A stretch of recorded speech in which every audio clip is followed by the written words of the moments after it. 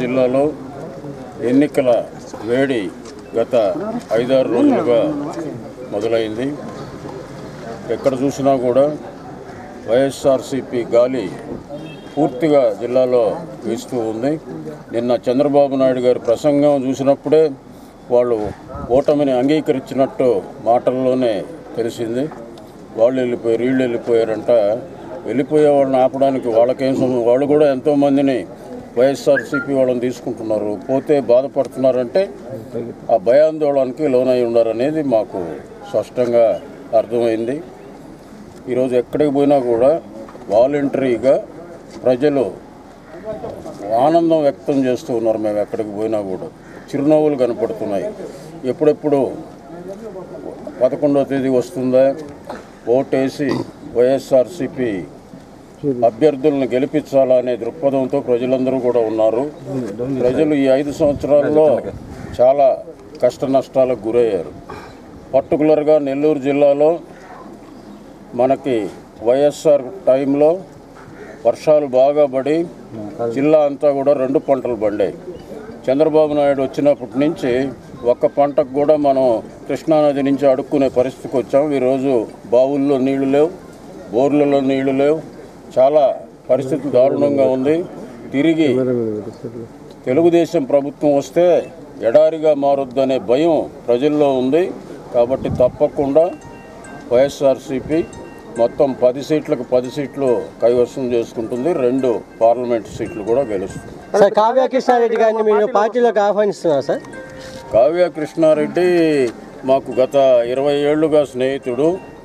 ఆయన ఈ దారిని వస్తూ ఉన్నాము, ఆయన కలిసి భోజనం పెట్టాడు, తినేసి పోతా ఉన్నాం. మిగతా విషయాల తర్వాత. జగన్మోహన్ రెడ్డి గారు నిర్ణయించిన మన పార్లమెంటు సభ్యులు అభ్యర్థిగా ఆదాయ ప్రభాకర్ రెడ్డి గారు రావడం జరిగింది. అదేవిధంగా ఇక్కడ కావలిలో ఉన్న నాయకులు వాళ్ళందరినీ కూడా కలుసుకోవడం జరిగింది. అదేవిధంగా ఇక్కడ రేపు జగన్మోహన్ రెడ్డి గారి పర్యటన కావలిలో ఉంది కాబట్టి దాని గురించి కూడా ఈరోజు డిస్కషన్ చేసి దాన్ని ఏ విధంగా బాగా సక్సెస్ చేయాలా అనేది ఈరోజు మేమంతా కూడా కలిసి మాట్లాడుకున్నాం. ఆ ఏర్పాటుని కూడా చూసాం. ఈరోజు ప్రజలంతా కూడా స్వచ్ఛందంగా ఎప్పుడు జగన్మోహన్ రెడ్డి గారు వస్తాగా, ఎప్పుడు ఆయన్ని చూడాలా అని ఈరోజు ప్రతి ఒక్క గ్రామం నుంచి, ప్రతి ఒక్క విలేజ్ నుంచి, అదేవిధంగా ఉదయగిరి నియోజకవర్గం నుంచి కూడా మాకు ఫోన్లు చేస్తూ ఉన్నారు. నేను అనుకుంటున్నాను రేపు జగన్మోహన్ రెడ్డి గారు ఇక్కడికి వచ్చిన సందర్భంలో ఒక పండగ వాతావరణం ఈరోజు ఉంటుందని కూడా నేను తెలియజేస్తున్నాను. ఈరోజు గ్రామాల్లోకి మేము పోతే ఏ విధంగా ఉన్నారంటే, అప్పుడు బై ఎలక్షన్స్ జరిగినాయి మన జిల్లాలో. రాజమోహన్ రెడ్డి గారు కంటెస్ట్ చేసినప్పుడు 3 లక్షల పైచలకు మెజార్టీ వచ్చింది. అప్పుడు ఎట్టున్నారో అదేవిధంగా ఈరోజు ఎక్కడ పోయినా విలేజ్లో జగన్మోహన్ రెడ్డి గారు తప్పకుండా ఈ రాష్ట్రానికి ముఖ్యమంత్రి చేసుకోవాల్సిన అవసరం ఉంది అని ఈరోజు మహిళలు గాను, అదేవిధంగా పెద్దలు అందరూ కూడా చెప్తా ఉన్నారు.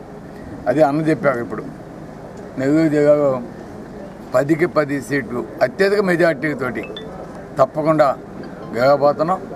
రాజమోహన్ అన్న గారికి వచ్చిన మెజార్టీని కూడా తప్పకుండా ప్రభాకర్ కూడా క్రాస్ చేస్తాడు. ప్రతి ఒక్క కాన్స్టిట్యున్సీలో కూడా మంచి మెజార్టీ రాబోతున్నాయి. పెద్దగంతా కూడా కోరుకునేది ఈరోజు జగన్మోహన్ రెడ్డి గారు ఎప్పుడైతే ముఖ్యమంత్రి రాష్ట్రాన్ని మనం చేసుకుంటాం అప్పుడే మళ్ళీ రాజశేఖర రెడ్డి గారి సువర్ణయుగం. అదేవిధంగా రాజశేఖర రెడ్డి గారు ముఖ్యమంత్రిగా ఉండగా ఏ విధంగా అన్న చెప్పినట్టు వానలు పడ్డాయో అదేవిధంగా మనకి మళ్ళా ఈ భూమి ఎడారి కాకుండా ఉండేదానికి జగన్మోహన్ రెడ్డి గారు ముఖ్యమంత్రి అయినాక మంచి వానలు పడతాయి. కాబట్టి మనం జగన్ అన్నని ఈ రాష్ట్రాన్ని ముఖ్యమంత్రి చేసుకుని ఎదురు చూస్తూ ఉన్నారనమాట. తప్పకుండా ఈ కార్యక్రమానికి అందరూ కూడా ప్రతి ఒక్కరు ఈ కార్యక్రమానికి జరగబోయే జగన్మోహన్ రెడ్డి గారి పబ్లిక్ మీటింగ్కి 11 గంటలకి 10 గంటలకి ఉంది. దానికి అందరూ కూడా స్వచ్ఛందంగా వచ్చి దీన్ని విజయవంతం చేయాలని, అట్లాగే మీడియా సోదరులు కూడా దీనికి సహకరించాలని కోరుతా ఉన్నాం.